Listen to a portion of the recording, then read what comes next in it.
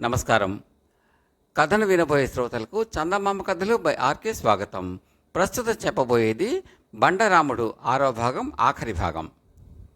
ఇంట గెలిచి రచ్చ గెలవమని చెబుతారు. నాలాగా చిన్నతనం నుంచి ఇంట్లో అందరి చేత మొట్టికాయలు తిట్లు తినేవాడు ఇంట గెలవడం కూడా చాలా కష్టం.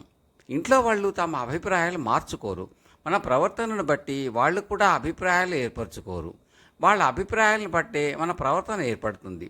మన పెద్దవాళ్ళు మనని బండ విధవలుగా చూస్తే మనం బండ విధవలుగానే ఉంటాం. తెలివిగల వాళ్ళుగా చూస్తే తెలివితేటలు సంపాదించుకుంటాం. అబద్ధాలు కోరుగా చూస్తే అబద్ధాలే ఆడతాం. బడిలో అట్లా కాదు. ఏ కారణం చేతనైనా బడిలో మనకొక పేరు వచ్చినా మనం కష్టపడి ఆ పేరును మాపుకోవచ్చు.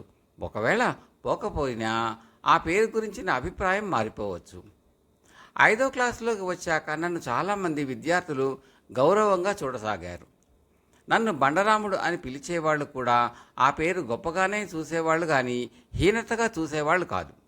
బండరాముడు అంటే పట్టుదల కలవాడని, ధైర్యం కలవాడని, చులకనగా చూస్తే ఊరుకునేవాడు కాదని బడిలో అర్థం వచ్చేసింది. అయినా కానీ ఇంటి దగ్గర మట్టుకు నా కీర్తి ఏమీ పెరగలేదు. ఇంటి దగ్గర నేను ఎప్పటి బండరాముణ్ణే. బడిలో నాకుండే తెలివితేటలన్నీ బడిగేటు దగ్గరే మాయమయ్యేవి. బడిలో చక్కగా అప్పగించే పాఠాలే మా నాన్న దగ్గర అప్పగించబోతే తప్పులు పోయేవి. బడిలో రైటుగా చేసే లెక్కలే మా నాన్న దగ్గర చేస్తే సరిగా వచ్చేవి కాదు. మీ రాముడు బడిలో చాలా తెలివిగా ఉంటున్నాడు అని మా నాన్నతో ఎవరైనా చెబితే వెంటనే మా నాన్న వాడి మొహం, వాడి బడిలో ఎందుకు మార్కులు ఇస్తున్నారో, కాపీ కొడుతున్నాడో ఏమో, వాడికి 2వ ఎక్కం కూడా సరిగా రాదు, పట్టుమని 2 వరుసలు కూడా తప్పు లేకుండా చదవలేడు అని ప్రచారం చేసేవాడు. మా అమ్మ కూడా ఇరుగు పొరుగు ఇళ్లవాళ్ల దగ్గర ఇటువంటి మాటలే అనేది. అందుచేత బడి వదిలి ఇంటికి వస్తే నేను మామూలు బండరాముణ్ణే అలాగే ఉండేవాణ్ణి. నన్ను గురించి మా చుట్టుపక్కల వాళ్ళకి ఎవరికి అభిప్రాయం మారలేదు. మా ఇంటి పక్క సందులో సీను అనే కుర్రవాడున్నాడు. వాడు నాకన్నా 3-4 ఏళ్ళు చిన్న. వాడిని కిందటి సంవత్సరమే బడిలో వేశారు.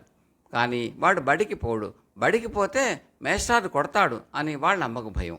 బడికి పోకపోతే చెడిపోతాడు అని వాళ్ళ నాన్నకు భయం. చదువుకుంటే పిల్లవాడు నలిగిపోతాడు అని వాళ్ళ అమ్మకు భయం. చదువుకోకపోతే ఇతర పిల్లలతో అల్లరిచీలగా తిరిగి దురలవాట్లు నేర్చుకుంటాడు అని వాళ్ళ నాన్నకు భయం. ఈ ఇద్దరి మధ్య చిక్కి సీను ఎటు కాకుండా చెడిపోయినాడు. సంవత్సరమల్లా బడికి వెళ్ళినా సరిగ్గా 5 బళ్ళు రాలేదు. రోజు ఏడుస్తూ బడికి రావటమే. వాడికి మేస్టారంటే భయం, చదువు అంటే భయం, పుస్తకాలంటే భయం, బడి అంటే భయం. అందుకే వాడికి చదువు రాలేదు. ఒకరోజు బలవంతంగా బడికి వెళ్ళేవాడు. 2వ నాడు కానీ లంచం ఇస్తే వెళ్ళేవాడు. 3వ నాడు అర్ధనా ఇస్తే కానీ వెళ్ళేవాడు కాదు.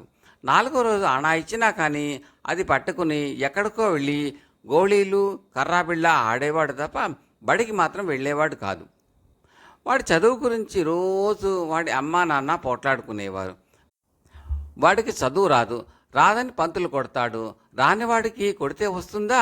చదువు లేకపోతే పీడా పోయేది. నిష్కారణంగా పిల్లవాడిని కొట్టి చంపుతామా ఏమిటి అనేది తల్లి. ఇట్లాగే అశ్రద్ధ చేస్తే వాడికి అసలు సంతకం చేయడం కూడా చేత కాకుండా పోతుంది. ఆ తర్వాత గొడ్లు కాస్తాడో అడుక్కు తింటాడో అనేవాడు తండ్రి. ఈ పోట్లాటలు చూసిన కొద్దీ సీనుకు చదువు అంటే భయం జాస్తి అయింది కానీ తగ్గలేదు. ఇట్లా ఉండగా సీను నాతో సావాసం ప్రారంభించాడు. పొద్దున్నే నేను బడికి వెళ్ళేదాకా మా ఇంట్లోనే ఉండేవాడు. సాయంకాలం బడి వదిలిపెట్టిన తర్వాత నాతో తిరిగి చీకటి పడ్డాక ఇంటికి పోయేవాడు. వాడు మటుకు బడి పూర్తిగా మానేశాడు.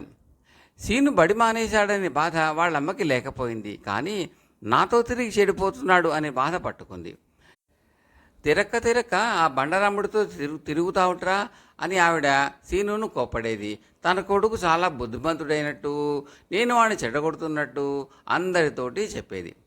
మా అమ్మ నాతో నువ్వు చెడింది కాక వాళ్ళ సీనును కూడా ఎందుకు చెడగొడుతున్నావురా అన్నది. ఎవరన్నీ చెప్పినా సీను నా సావాసం వదలలేదు. వాడు బడికి పోవటానికి కూడా ఒప్పుకున్నాడు. నువ్వు బండరాముడి స్నేహం మానితే బడికి పోయినంత ఫలం అన్నది వాళ్ళమ్మ. సీను నాన్న మటుకు సీనులో మార్పు చూసి చాలా సంతోషించాడు. సీను చాలా శ్రద్ధగా బడికి పోసాగాడు. వాడికి చదువు కూడా బాగా వస్తున్నదని బడిపంతులు చెప్పడం మొదలుపెట్టాడు. సంవత్సరంలో రాని చదువు 3 నెలల్లో వచ్చింది.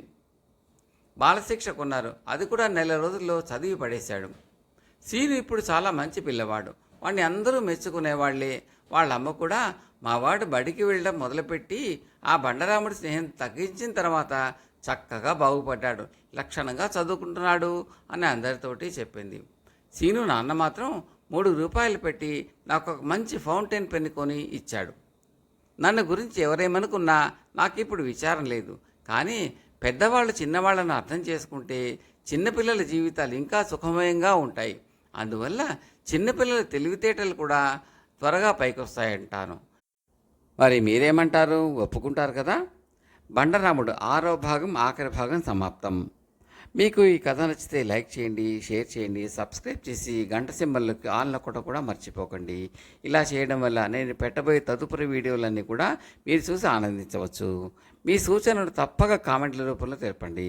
అది మాకు ఎంతో ఎంకరేజింగ్గా ఉంటుందండి. Thank you very much.